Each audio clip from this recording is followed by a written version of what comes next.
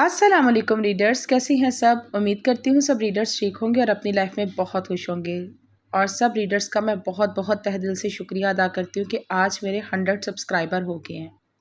تو امید کرتی ہوں کہ آپ اسی طرح مجھے سپورٹ کرتے رہیں گے اور ایک دن اس طرح ہم 1K بھی کر جائیں گے۔ تو چلتے ہیں اپنے ناول کی طرف اور اس کو ریڈ کرنا سٹارٹ کرتے ہیں۔ بہت ہی خوبصورت ناول رمز عشق، وہی جو تمہیں ملتا ہے یعنی سکون۔ شہرام نے آنکھیں مونتے سکون سے جواب دیا، میں نفرت کرتی ہوں تم سے، بہاریں چیخی۔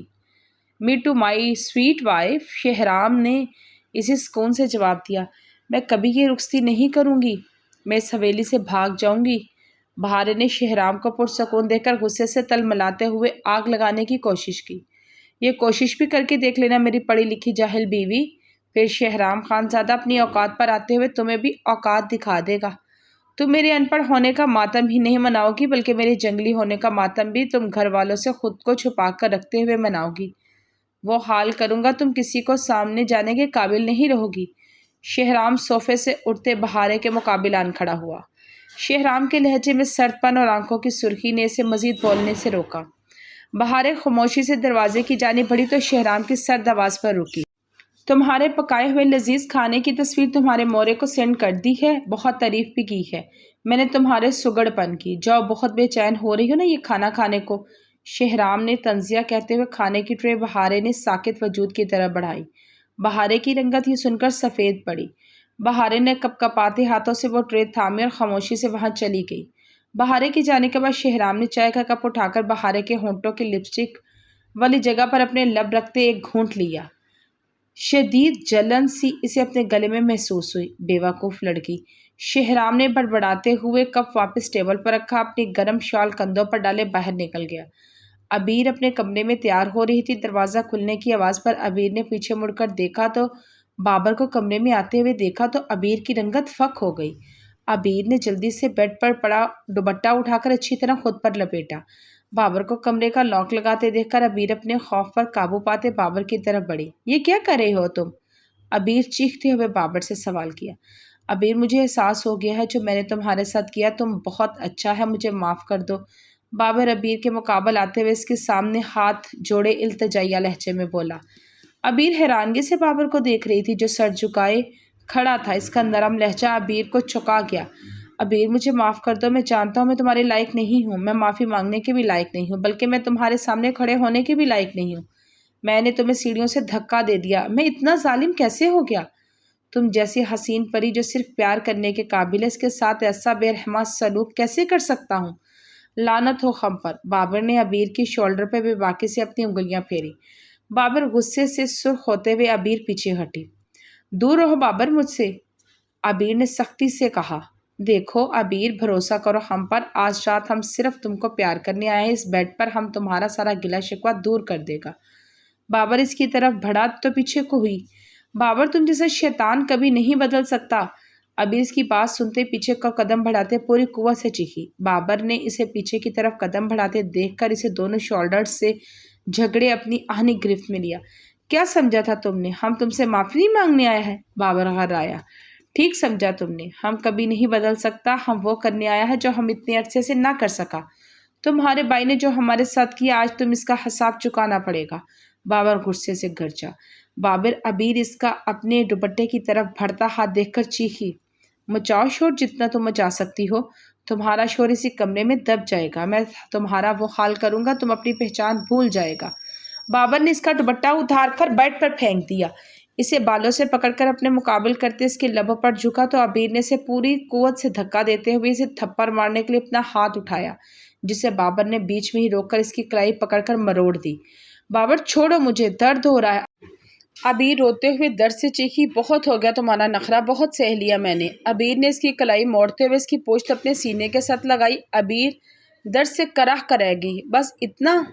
تم عورت لوگ، آؤچ، یعنی تم لڑکیوں پر سوٹ کرتا ہے۔ اب تم تھوڑی دیر تک دردناک سسکیاں بھی بھرے گا، وہ حال کرے گا ہم تمہیں اپنی پہچان بھول جائے گا۔ بابر نے پھنکارتے ہوئے عبیر کو بیڈ پر دھکا دیا۔ اس سے پہلے کہ عبیر اٹھ کر بیٹھتی اس وحشی درندے سے اپنی جان چھڑواتی، وہ اس پر مکمل طور پر حاوی ہو گیا تھا اور اسے قابو کر لیا تھا۔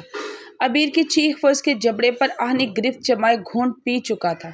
زاران جو عبیر کے کمرے میں کسی کام کے لیے آیا تھا، کمرے میں آتے ہی گھٹی گھٹی چیخیں سن کر زاران پریشان ہو گیا۔ دوسرے ہی پل زاران کے خون میں دہتا لاوا بھڑکا۔ اسے دروازے کے ہینڈل پر ہاتھ رکھتے سے گھمایا تو وہ لاک تھا۔ عبیر دروازہ کھولو۔ زاران نے عبیر کے کمرے کا دروازہ زور زور سے کھٹکھٹایا۔ گھٹی گھٹی چیخوں کی آواز بھڑکی۔ زاران دروازے کے باہر کھڑا طیش و عالم میں پاگل ہو رہا تھا۔ زاران نے پوری قوت سے ہینڈل گھمایا، دروازے کو زور سے دھکا دیا۔ دروازہ کھولو ورنہ میں تمہیں جان سے مار دوں گا بابر۔ زاران زور سے دروازہ کھٹکھٹاتے ہوئے گھر آیا۔ بابر کی توجہ زاران کے چلانے اور دروازہ کھٹکھٹانے پر ذرا سی بھٹکی تھی۔ عبیر نے اس کی گرفت ڈھیلی محسوس کر کے اسے پوری قوت سے دھکا دیا۔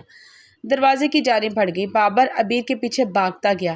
بابر نے اسے پیچھے بالوں سے پکڑ کر اپنی طرف کھینچا، مگر اتنی ہی دیر میں عبیر دروازہ کھول چکی تھی۔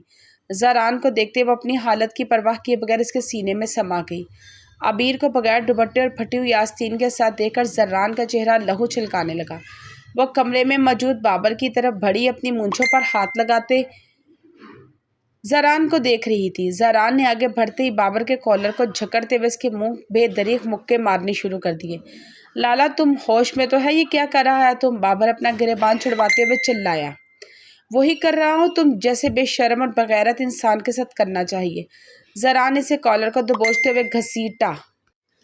بغیرت میں نہیں تم ہو جو میاں بیوی کے بیچ آ گیا۔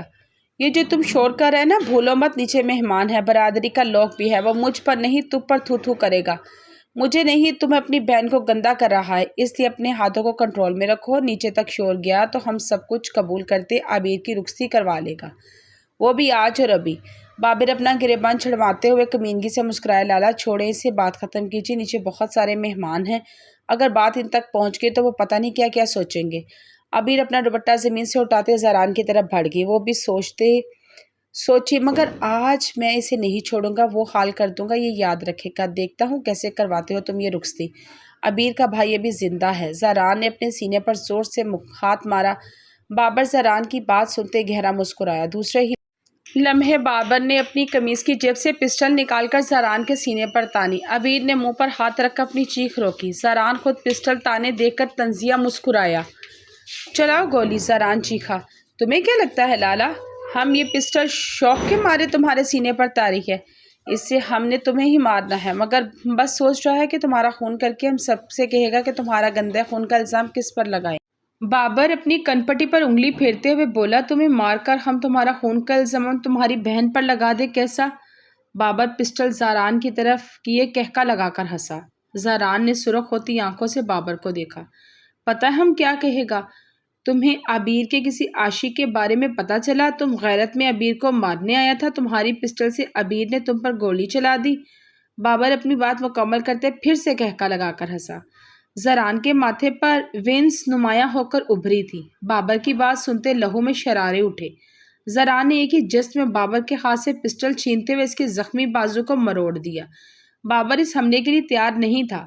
بازو میں اٹھتے درد سے وہ بری طرح چلایا۔ لالا چھوڑ دیں اسے، خواہ مخواہ تماشا بن جائے گا، عبیر نے ملتجوی لہجے میں درخواست کی۔ وہ کبھی بھی اس وحشی انسان کے ساتھ رخصت ہونا نہیں چاہتی تھی۔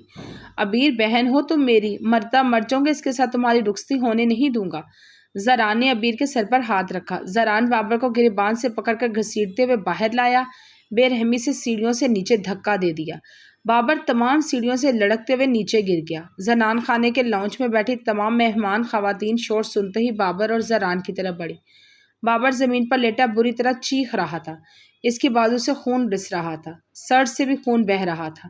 زاران بری طرح اس کے پہلو میں اپنے بھاری بوٹ والے پاؤں مار رہا تھا۔ زاران کو شدید غصے میں دیکھ کر کوئی خواتین آگے نہیں بڑھی۔ زرینہ خانم بابر کی حالت دیکھتی غش کھانے کو تھی، مگر زاران کو روکنے کی انہوں نے بھی ہمت نہیں کی۔ وہ اپنے بیٹے کی حرکتوں سے بخوبی واقف تھی، اس لیے زاران کو غصے میں دیکھ کر تڑپتے ہوئے بھی آگے نہیں بڑھی۔ زاران نے بابر کو کالر سے جھکڑا اور منہ پہ مکہ دے مارا۔ وہ زمین پر گر کے آہو پکار کرنے لگا۔ زاران، یہ کیا کر رہا ہے تم؟ امینہ خانم آگے بڑھی۔ خبردار مورے کوئی بھی آگے بڑھا، میں اس سارے لحاظ بھول جاؤں گا۔ زاران اونچی آواز میں دھاڑا۔ ابریش چوٹی پنک کلر کی لانگ میکسی میں دلہن بڑی کھڑی تھی۔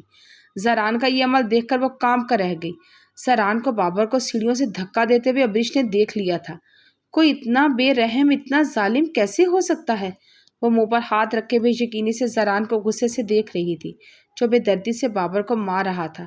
ابریش نے بھیگی آنکھوں سے لرزتے ہوئے شکوہ گنا نظروں سے زہلے کو دیکھا جو ابریش کی آنکھوں میں ٹہری دیکھ کر اپنی نظریں چرا گئی۔ زران کو اتنے غصے میں دیکھ کر وہ خود حیران تھی۔ زران نے بابر کے منہ پر زوردار پنجہ مارا تو بابر کی چیخ کے ساتھ ابریش کی چیخ بھی گونجی۔ زران نے رخ پلٹتے ہوئے اپنی خونخوار نظریں ابریش پر گاڑی۔ ابریش نے زران کی سرخ نظروں پر کانپتے ہوئے اپنے منہ پر ہاتھ رکھا۔ زران بابر کو کالر سے گھسیٹتے ہوئے مردان خانے کی طرف بڑھا۔ ابریش زہلے کو دیکھتی سرنفی میں ہلاتے بھاگتے ہوئے مہمان خانے کی طرف تیز تیز قدم اٹھاتے ہوئے آگے بڑھی۔ ارحم بلیک ٹراؤزر پہنے شرٹ لیس بیڈ کراؤن کے ساتھ ٹیک لگائے سگریٹ پی رہا تھا۔ حور واش روم میں شاور لینے کے لیے بھیگی زلفوں اور بھیگی آنکھوں کے ساتھ گل کا ڈریس پہن کر نکلی تھی۔ ارحم اس کی نظریں چار ہوئیں۔ حور نے ارحم کو ایک نظر دیکھتے اپنے آنسو اپنی ہتھیلی سے صاف کرتے صوفے کی جانب بڑھتے اپنا دوپٹہ اٹھا کر سر پر جمایا۔ مقابلے میں کیسا رشتہ تھا؟ اس کے اتنے ستم ڈھانے کے باوجود بھی اس کی گہری آنکھیں اسی سے شکوہ کرتی تھی۔ ارحم اس کی گہری آنکھوں میں پناہ شکوے کو دور کرتے سگریٹ کے کش لگا لا۔ حور گولڈن کلر کی لانگ میکسی میں ملبوس تھی جس کی لینتھ پیروں تک آتی تھی۔ پوری میکسی پر نفیس سا کام ہوا تھا، گلے پر مہرون بیڈز لگے ہوئے تھے۔ یہ ایک بہت بڑے ڈیزائنر کی میکسی تھی جو ارحم نے 10 لاکھ میں گل کے لیے بنوائی تھی۔ گل نے ایک بار پہن کر دوبارہ پہننا پسند نہیں کیا۔ گل کے فنکشن پر پہننے والے ڈریسز کم و بیش اتنے ہی مالیت کے ہوتے تھے۔ حور دوپٹہ اوڑھے ڈریسنگ مرر کے سامنے کھڑی ہونٹوں پر لپسٹک لگا رہی تھی۔ یہ دوپٹہ اتارو اور میرے پاس آؤ، ارحم نے نرم لہجے میں جانے کس احساس سے اسے اپنے پاس بلایا وہ خود نہیں سمجھ رہا تھا۔ شاید کچھ دیر پہلے سے سختی پر اس نرم لہجے کا احساس ہوا، پھر اس وقت بھڑکتا ہوا روح وہ دیکھنا چاہتا تھا۔ حور اس کی بات سنتے ہی خوف سے زرد پڑ گئی۔ وہ کانپتے ہاتھوں سے دوپٹہ اتار کر ارحم کی طرف بڑھی۔ جی؟ حور نے اس کے پاس کھڑے آہستگی سے انگلیاں چٹکھٹاتے ہوئے کہا۔ ارحم اس کا خوف محسوس کر چکا تھا۔ پہلے اپنے بال اچھی طرح ڈرائی کرو پھر تیار ہونا۔ ارحم نے اس کے نشیب و فراز گہرے نظریں گھاڑے کافی نرم لہجے میں کہا۔ اس کے لہجے میں نہ چاہتے ہوئے نرمی در آئی تھی۔ وہ تھوڑی دیر پہلے اس کے ہاتھ نرمی اختیار کرتے ہوئے کافی سختی کر چکا تھا۔